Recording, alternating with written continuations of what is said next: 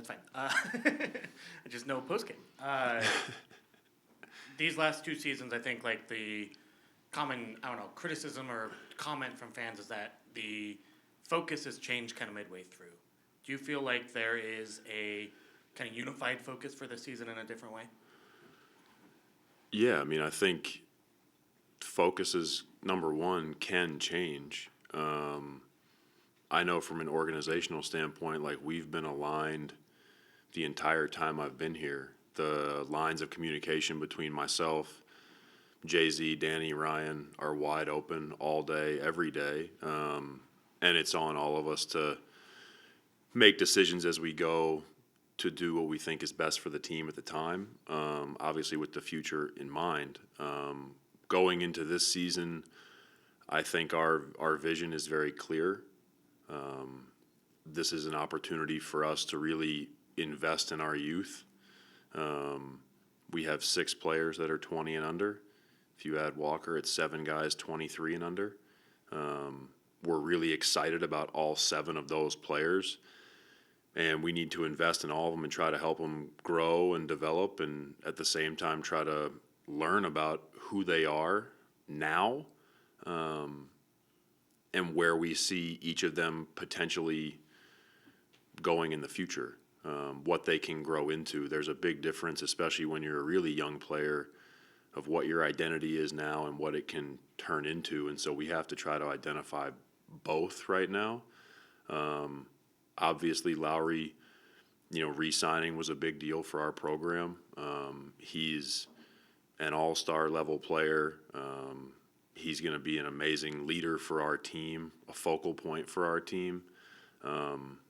And, him, JC, Patty Mills, John Collins, like, all those guys are going to really help these young players grow. But our goal every night is the same as it's always been. We're going to go out on the floor. We're going to try to represent ourselves, our organization, and our fan base by playing hard and passing. And the objective any night that we take the floor is to win.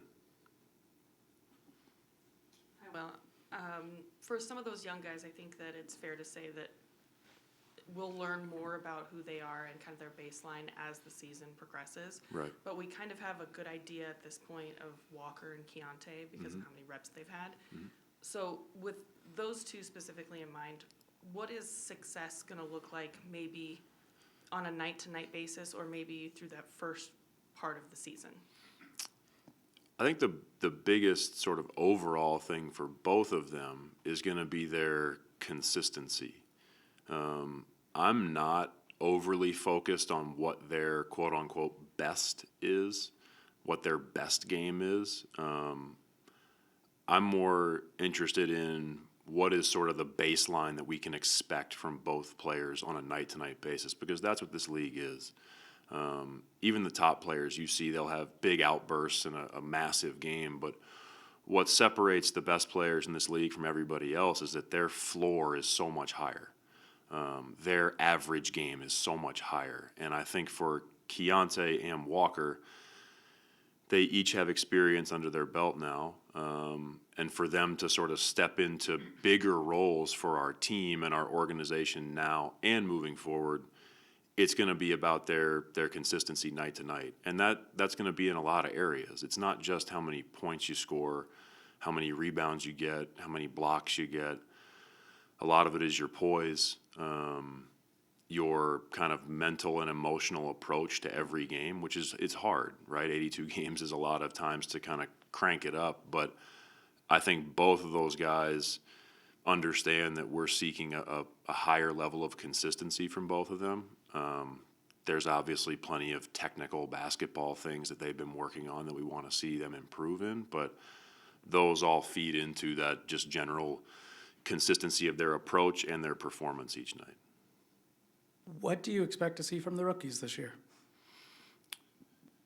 That's a good question. For all of them, I expect sort of a normal entry into the NBA. It's hard.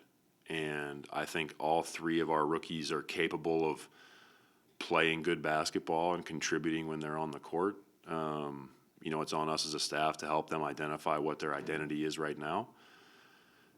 All three of them have shown a pretty high level of feel for young players. I think the thing that excites me the most about the three of them as a group is they can all pass.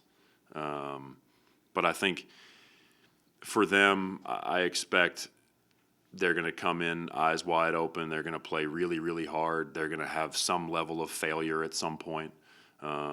Failure not meaning like catastrophic. It could be a bad game or a tough week, because the NBA is humbling. And I think what I want for all of them is to learn early in their career how to deal with a bad game or a bad couple of games, recenter themselves, and get back to playing productive basketball.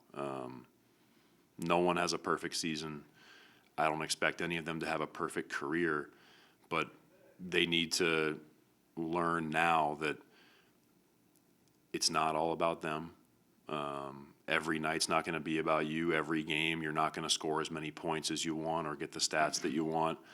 And there's going to be nights that you don't play great, but can you still contribute to the group? You mentioned how Lowry's going to be a focal point for this team. With that in mind, how important was it to get his contract extended over the offseason and kind of have him here long term? I mean, does it create kind of a sense of stability that you can build around him and have him kind of be a leader for the long term and short term for the future? Yeah, obviously signing a deal like that makes everything feel different, not just for us as an organization, but for Lowry. I think this gives Lowry a different sense of security for him and his family. But, yeah, as the coach, when the best player on the team wants to be here, he wants to be in Utah, he believes in what we're doing. He and I have been able to build a really strong relationship over the last 2 years. It's big for us because it also helps our ecosystem function. There's no question when we take the floor at practice tomorrow who the best player on the team is, and there's responsibility that comes with that. Lowry is fully capable and ready for that, but him re-signing this summer was great for our team, sort of the psyche of the team and the group. But I think more than anything, it just shows that Lowry is committed to the Jazz, committed to Utah, and he really believes in what we're doing. Quickly, two things. One, is everybody healthy? And then two, since you don't have the veteran depth you've had in years past going into the season, if the rookies have to play day one, are they prepared to do that, or are you prepared to do that? Everybody is healthy, as far as I know. The rookies are prepared to play, for sure, as prepared as any rookie is to play. I think they all are extremely competitive and tough, and I do think that, like I said earlier about their feel, it helps them fit into the game. None of them will look out of place. They go into a game. I'm fully prepared to play them. I think we've shown as a staff over the last 2 seasons that we're not afraid to mix the lineups up and play groups together that maybe we hadn't considered before, maybe that the general public wouldn't consider. But that's our job. And, it's my job as the head coach to approach our team like I approach every team. Let's try to think about what they are now and try to put them in positions to be successful. But I am more than ready to play the rookies. I'm going to read you back a quote from season before last. From who? From you. Oh, good. It was post-game in Portland. Oh, here we go. Drew has been a pain in my expletive for a long time. Yeah. Elaborate? Drew Eubanks has been a pain in my blank for a long time. I was fortunate to coach Drew when he was a rookie, his first couple of years in the NBA. I say that all with love. He is a very endearing, tough, competitive, coachable, wonderful human being. it's not just about the basketball piece. He's the kind of person that you want around your organization, your locker room. He represents and exemplifies a lot of what we're trying to be as a team. The selflessness, the toughness, the competitiveness. Like any player, when you coach him a lot, Drew and I have had our moments where we've not seen things the same, but that's totally expected. I love giving Drew a hard time. He's a really, really special guy. I can't wait for our fans to get to know him. I can't wait for you guys to get to know him. But correct, he is a pain in the ass. And kind of on the same token, you've known Patty for a very long time.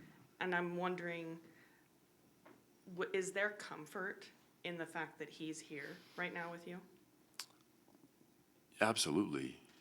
Patty and I have known each other almost 15 years. We spent 10 years together in San Antonio. He's one of my favorite people, not just in the NBA, but on the planet. And there's a massive level of comfort that I get knowing that he's here. Our team needs some veteran leadership.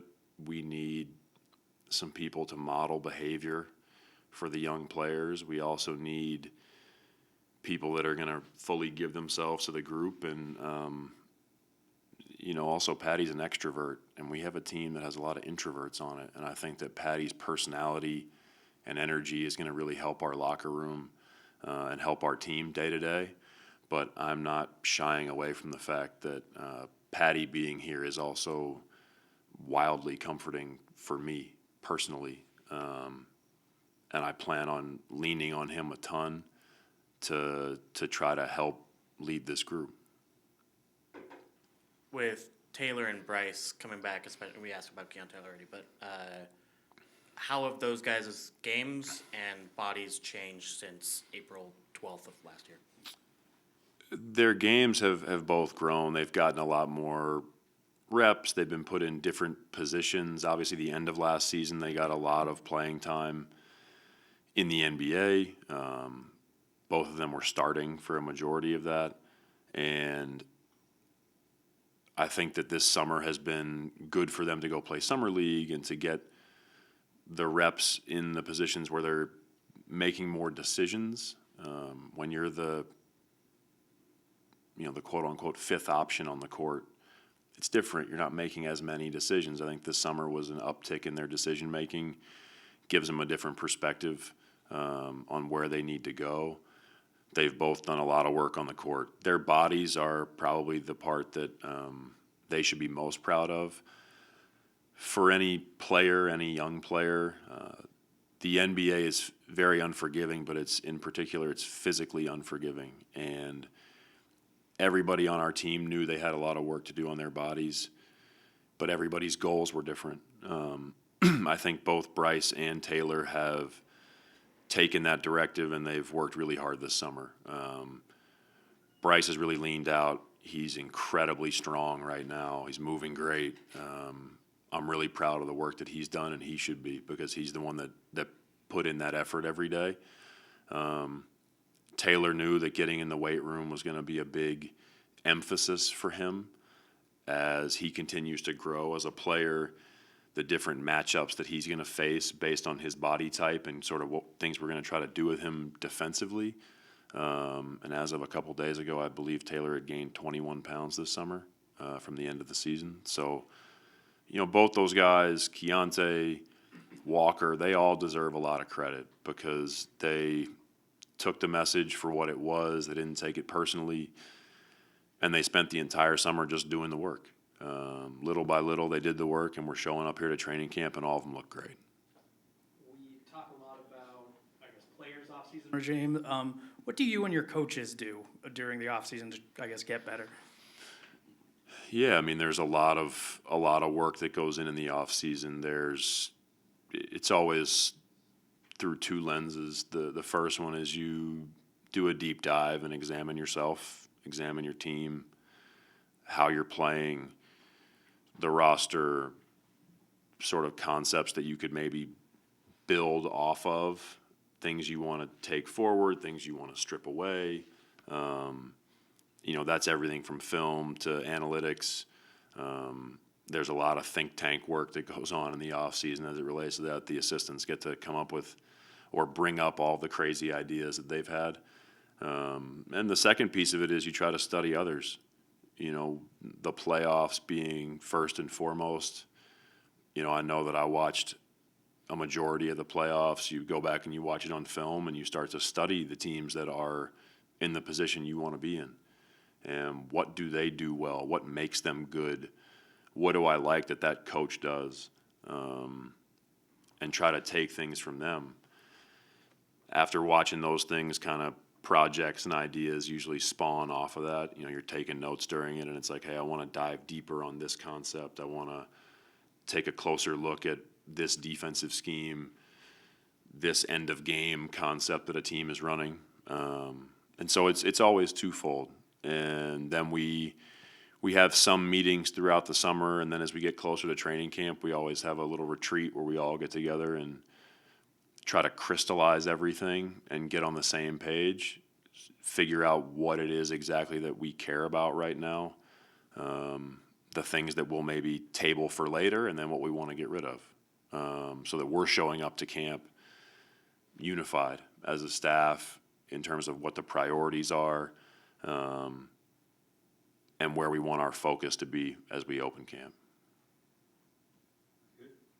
Thank you. Thanks, guys.